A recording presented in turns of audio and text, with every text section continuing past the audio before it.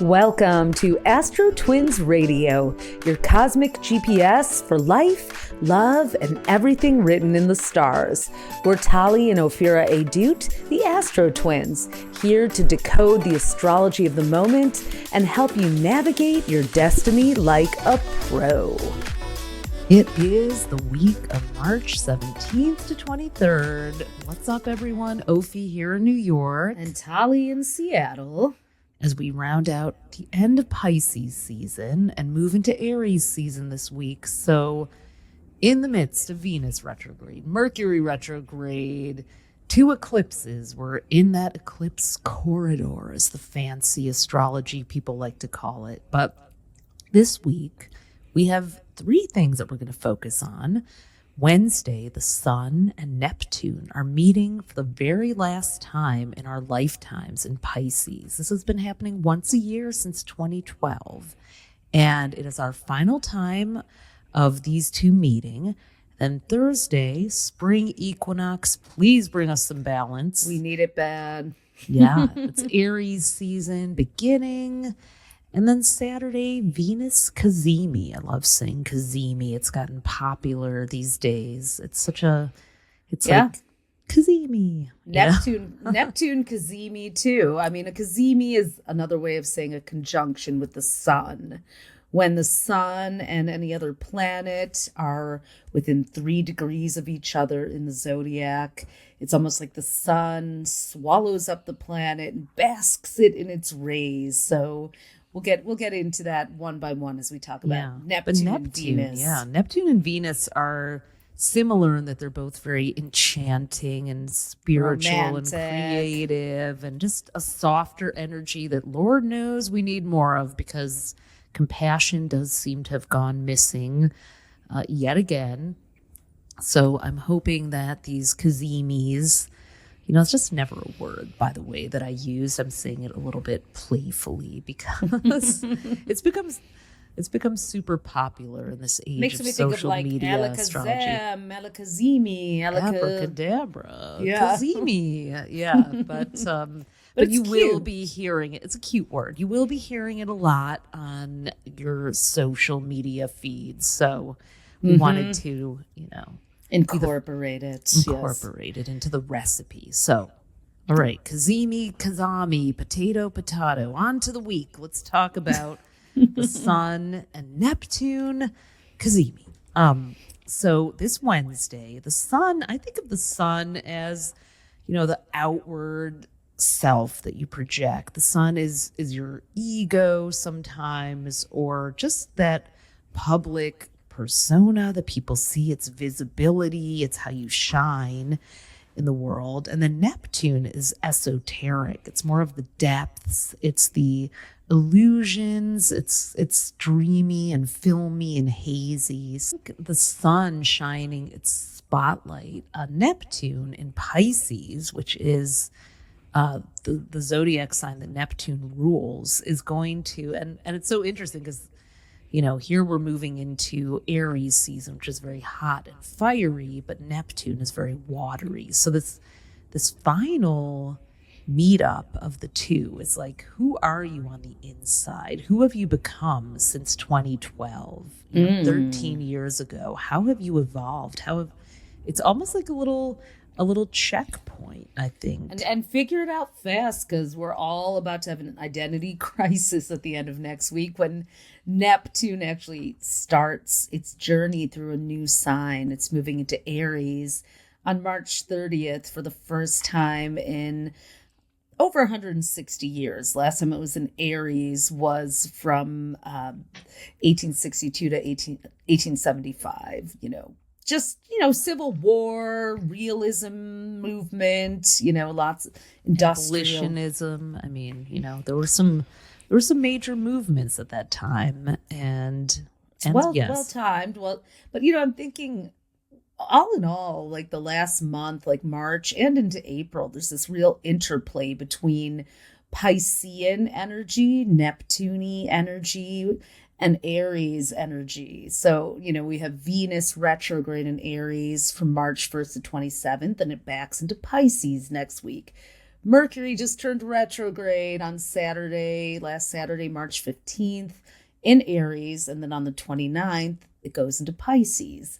And then we have Neptune finishing up, this 14-year. It's almost done. There's a little more at the end of this year, but really winding down its tour of its home sign in Pisces and then moving into Aries. It feels very biblical in a way because it's like Aries is the first sign, Pisces is the last, the alpha and the omega. I mean, it's like, it's very much the energy of like the zodiac is about to reset. I think they've named the Spring Equinox Astrology Day too now. So, because it is when the astrological calendar resets. It's the first day of spring, the first day of Aries season, and Aries is the first zodiac sign. So we're beginning our journey around the zodiac wheel.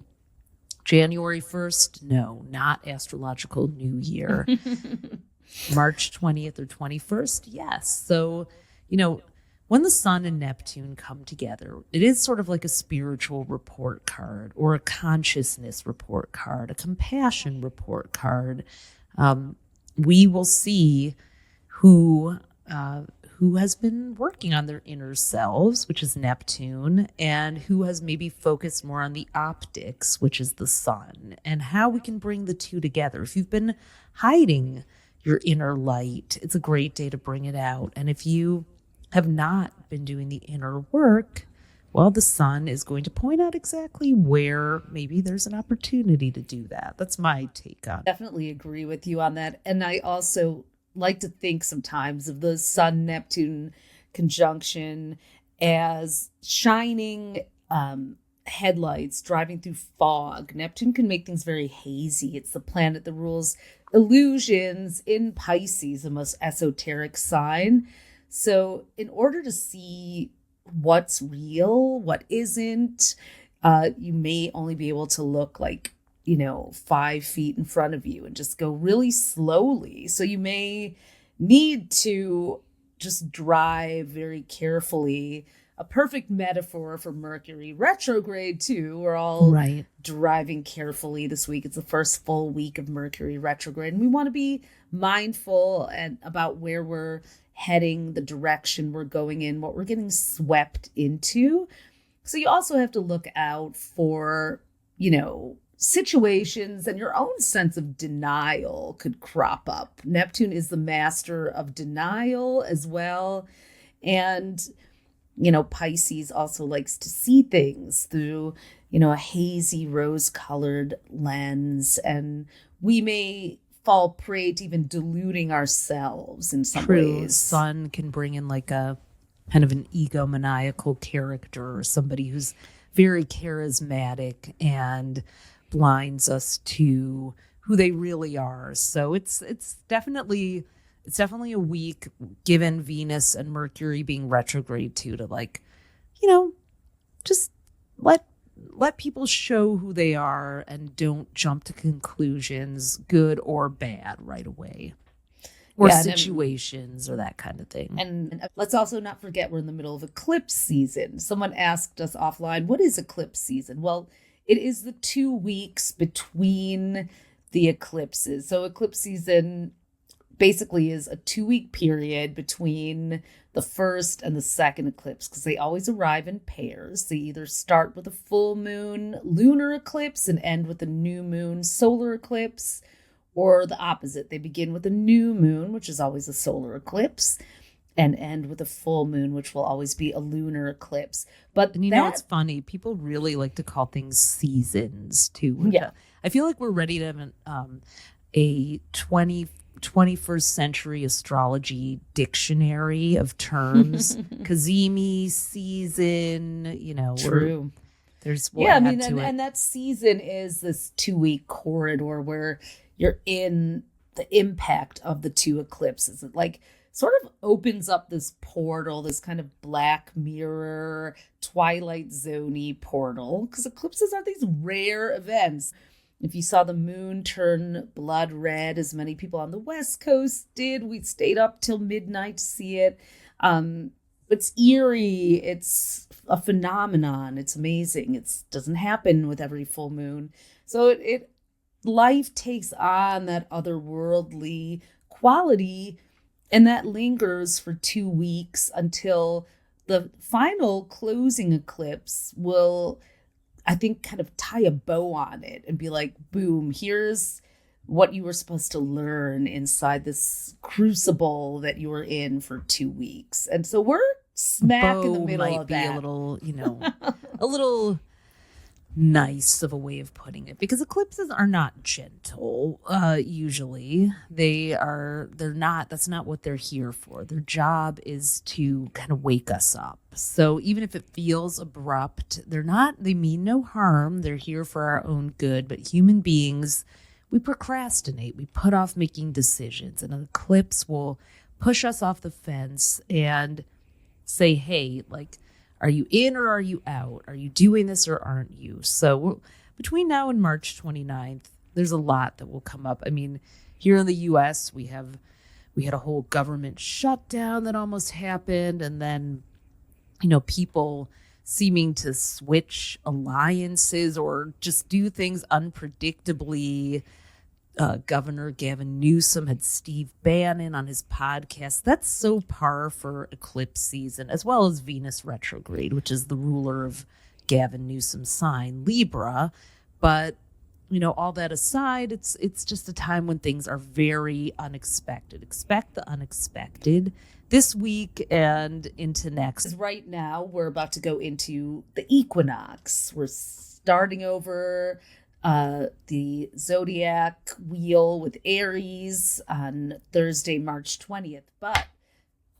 But the weird thing about it is this equinox, because it starts with Aries season, is really paradoxical, because we have the equal day and night, equal length of day and night. Things are supposed to be nice and balanced and harmonizing. But we're also starting Aries season, which is the warrior, the individualist, the trailblazer. Now, 6 months from now, when we have the fall autumnal equinox, it begins Libra season. So that's much more of a harmonizing time. So, to normalize somebody who's a known, white supremacist, hateful human being and the architect of so many awful plans for America's demise, aka Steve Bannon. Yeah. To have him on your podcast as if you're having this, what happened, Gavin Newsom. Right. He's like, we're reaching across the aisle. We're showing that we can talk to the other side. I'm like, that's not the other side. That's the shadow side of humanity. Like, and that is so Venus retrograde too. Like, who are we trying to make peace with here? Right. Like, Don't be so about harmony that you forget to take a side, right? And that's what I think is happening with the Democratic shutdown, too. Chuck Schumer was like, hey, we can't shut down the government because then it'll make it even easier for Doge to go into these federal departments and offices and make even more of a mess. And then we have, another faction of the Democratic Party. Jeffries. Yeah. It was the same birthday as Obama, interestingly. And, August 4th. AOC, who's a Libra also, who are like, no, we need to take more of a radical stance. And, this is our moment. So there's a lot of division here. Very Venus retrograde, very Mercury retrograde, and very will the equinox in Aries, which is about a fight, will that allow people to fight it out and find balance? What on earth? I mean, it's just, I expect no clarity fully until, March 29th, Aries solar eclipse. March 30th, Neptune goes into Aries. Things at the end of the month are really going to change. And also at the end of the month, I did an Instagram about this past week because the economy in the U.S. is just going insane and the stock market is down.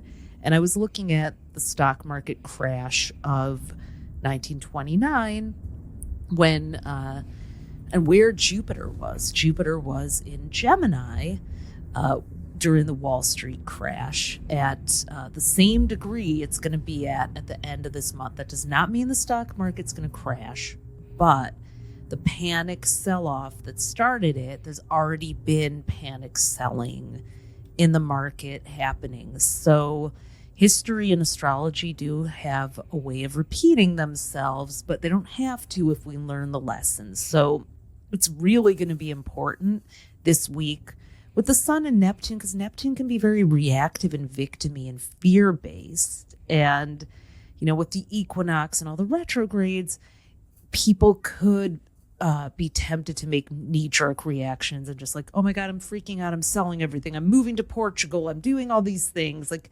very dramatic changes, and not necessarily recommended during a time in the sky like this. Totally understandable why you would want to do that. But I think we need to just get to April, get to mid-April. I always feel though like Venus retrograde in Aries, where it has been for me personally, has been weirdly, unexpectedly calming. Like, yeah, on a personal level for sure. It kind of pushed me to the female stress response of tending and befriending, like gathering with, mostly women friends has been a real, healing thing for me and real solace. I found solace in that. And as a Cancer South node, that makes sense. But being around community, a guy friend brought over a Russian apple pie he baked for Pie Day. So, there's been like this feeling of like having to live in two realities. Like there's this cruelty and the selfishness happening, globally, but then there's this like, we are going to create at least close to home, a with love Megan vibe, and self-soothe with some domesticity. I feel like, because Venus is in its least comfortable place in Aries, one of the most least comfortable places. Yeah, it's in detriment in astro speak. But when it's retrograde, Venus is all about, keeping the peace, and Aries is the opposite. Aries is about speaking up and not, just going along to get along. So Venus retrograding through Aries is reminding us all to come back to ourselves and prioritize self-care. I went to yoga, hot yoga for the first time in over a year, and I'm going to go later today again. So yeah, it's actually been really good for just like coming together and having those honest, Aries, unfiltered conversations with people that we may have been playing pretend with for a lot of people. So in many ways, it has had positive benefits. And, we wrote about with love, Meghan Markle, Sussex, whatever her name is, on paper properly, Duchess of Sussex. We wrote about, how her show has been received, and then how she made an admission that she was a Girl Scout for many years, which is so... We talked about that last week on the pod, too. Yeah, exactly. So we talked about that last week, and we actually kicked off a Substack. So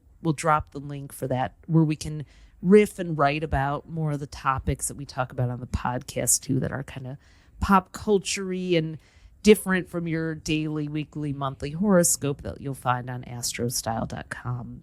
But still, like, it's very comforting right now to kind of gather and digest what's happening in the world, and through an astrological lens also. So but the more I watch that show, I just want to make everything that she's making, and I'm just like, honestly, it's soothing. I'm finding it incredibly soothing. It's like millennial Martha Stewart act. She's a Leo with a Cancer rising and a Libra moon. She was kind of made to do it. And she's Jupiter Saturn in her chart right next to each other in Libra, that 1981 great conjunction. I just don't know how she does everything in white clothing. That's like, she made a one pan spaghetti in an single skillet spaghetti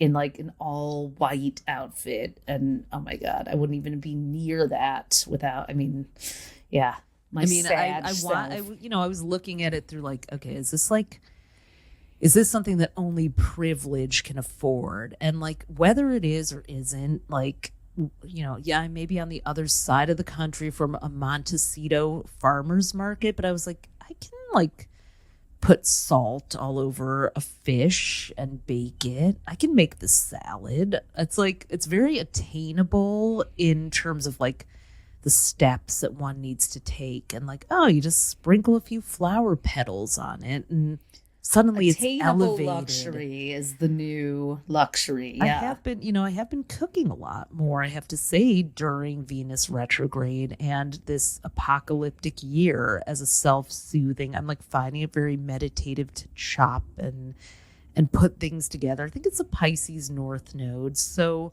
I would say this week is a very good week, given the Sun meeting up with Neptune and Venus, being so domestic and creative and artistic and spiritual and ritualistic, to do something, whether it's beauty or skincare or kitchen or, fluffing up your bedroom and changing over your linens for spring, or doing a small ritual with water and candles, because Pisces is water, Aries is fire, just cleansing kind of out the winter and welcoming in the new season would be a really powerful thing to do, and set your vision. I keep telling people this too. Like, I know that it looks like everything is going to hell in a handbasket on this planet, but do not abandon your visualizing powers to, shift the story. This is the year of the Divine Pendulum. That's the theme we gave 2025. And the pendulum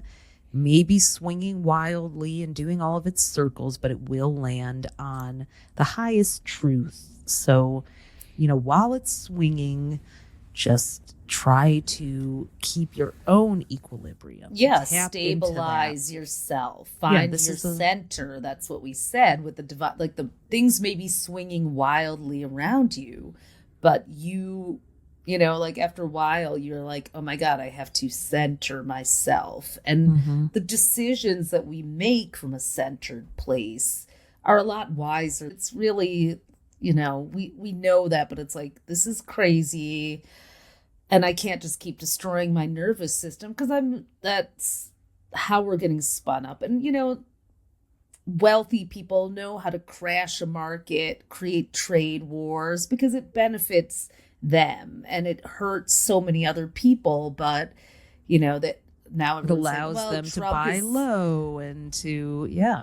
Well, it's also, I've also heard that people, when the market goes wild, people buy treasury bonds, and then that winds up, refilling the coffers of, the government, and then the Federal Reserve can lower interest rates. So there may also be a method to the madness. I'm not an economist, but well, as the sun pierces through the fog of Neptune, it's a really good week to learn about what's really going on behind the veil that might not even be a veil. That education is available to so many of us, but we've all been taught that money is so confusing and scary and hard, and so people shy away from learning that.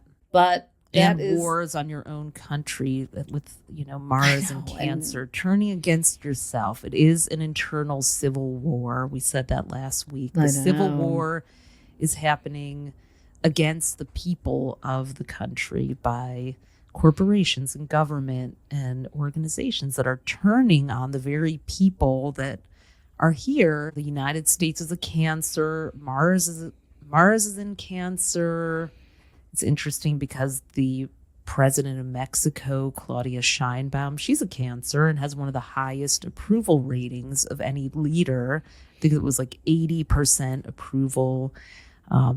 Female leader, Mars and Cancer. And then, there's Elon Musk, whose stocks are, dropping, and he has to have a, car sale on the White House lawn. So we're seeing what is to be expected. The moon. There are a lot of planets this quarter that are either in detriment or fall right now, which are two of the weakened positions, their least favorite positions to be in. We've got Venus in Aries, Mars is in fall in Cancer.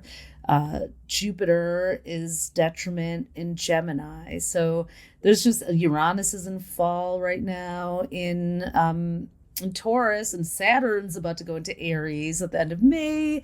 That's going to be in fall. So it's like planets are kind of, we think of them as the actors in the movie of life that we're all living. They're kind of being forced to wear uncomfortable costumes and play roles that are a challenge for them. And during that's kind of spandex and a heat wave, the planets are. And it's a struggle that a lot of people seem to be having within ourselves, trying to find a comfortable space where we know we're doing enough while also taking care of ourselves, and we're not going along with messed up things, but also like feeling overwhelmed and a little helpless sometimes. So there's a lot of balancing. Sun Neptune moment that we talked about happening on Wednesday really is going to be a great day to do some inner visioning.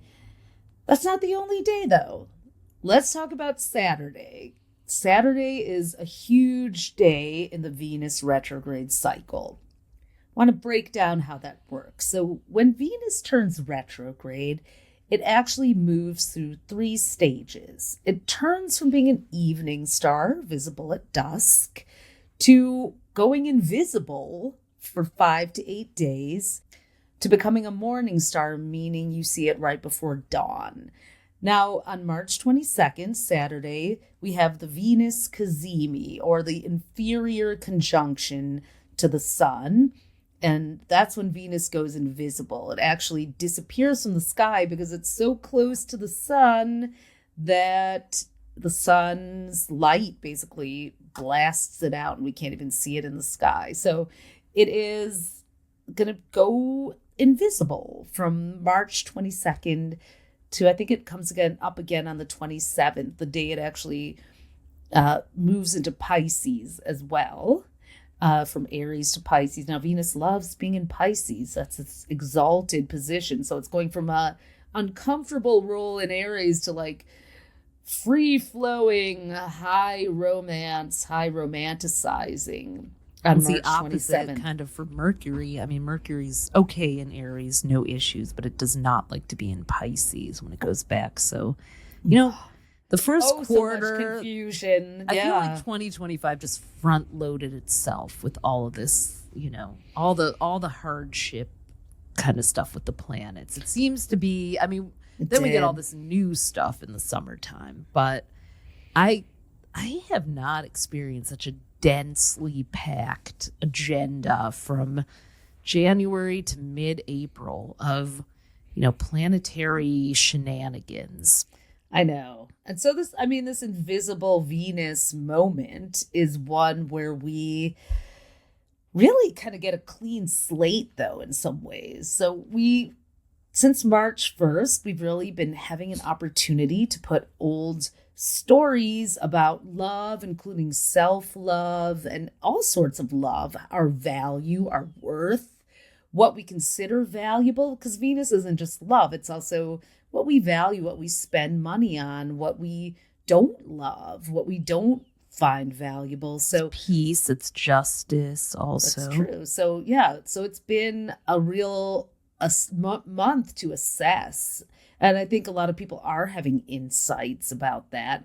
And here we have this moment, just like the Wednesday Sun Neptune cazimi, the Saturday inferior conjunction cazimi of the Sun and Venus is also this moment to be like, stop and let that information come in. Like, don't rush to put something new in, but really get present. Stop, get present, drop in, meditate, journal, all the things that, go for a walk, just quiet the mind, because this is a week of divine downloads for sure. Next week, when Venus rises again as a morning star on the 27th, which is actually the same day that Black Moon Lilith moves out of Libra and into Scorpio. Next week is jam-packed. We've got so much happening next week. It's crazy. An eclipse, Neptune going into Aries, Mercury retrograding into Pisces, Venus retrograding into Pisces, Black Moon Lilith, which is the empowered sexual energy in us all, but also the part that has a witch wound, a belonging wound, moving into Scorpio for 9 months. So just take a minute this week to really flood yourself with, make some preserves, watch with love, Megan, you know. Totally. Yeah. Invite your friends over to dimple focaccia with you, whatever you need to do to self-soothe. But it's also, but really for relationships too, Venus is, you know, the inferior conjunction could be a moment when you take off the mask and you stop pretending that something is okay, and you have hopefully a positive, productive conversation about it with whoever your love interest may be. There's an opportunity. I would say have it with yourself though this week, because honestly, with Mercury retrograde and being in the middle of the eclipse corridor, eclipse season, like, I just don't think conversations about relationships and love, even if they go well, they might not stick. Yeah. There could be like some backlash where one person winds up pretending that they're fine with it. So it's like maybe better to have those conversations with friends or therapists. Do your best, because you won't be able to avoid the truth necessarily. Saturday is also a quarter moon in outspoken truth-telling Sagittarius. So if you do need to have an honest conversation to bring some balance, that's the word of the week with the equinox, to bring some balance back, go gentle, start small. Know that the conversation may take a few tries and a couple more weeks to really fully get through. So, but it is a week to just, balance things out for yourself. More balancing. Last week we shared our friend Everett Considine's amazing program, Secrets of Peaceful Eating.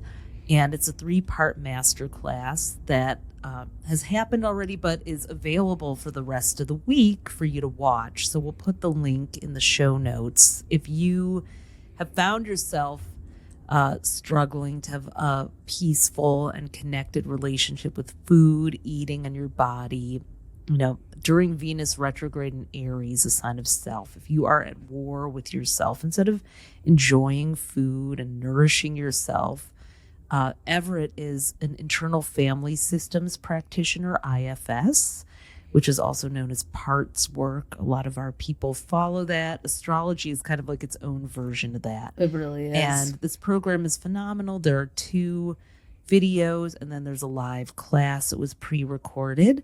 The program is starting, I believe, next week. So he's a longer program for people who are interested in working with him and going through the journey of really working on body and food and eating equilibrium and balance through the lens of IFS. And it's a phenomenal program. Everett is just one of our favorite people. He's just so soothing and calming. So you can enjoy wise Capricorn too. A wise Capricorn. You can enjoy the master classes for free for the rest of this week and learn more about it. I can't think of a better way to work on yourself on a more personal level while Venus is retrograde. Just get reconnected to yourself for spring, for this new season.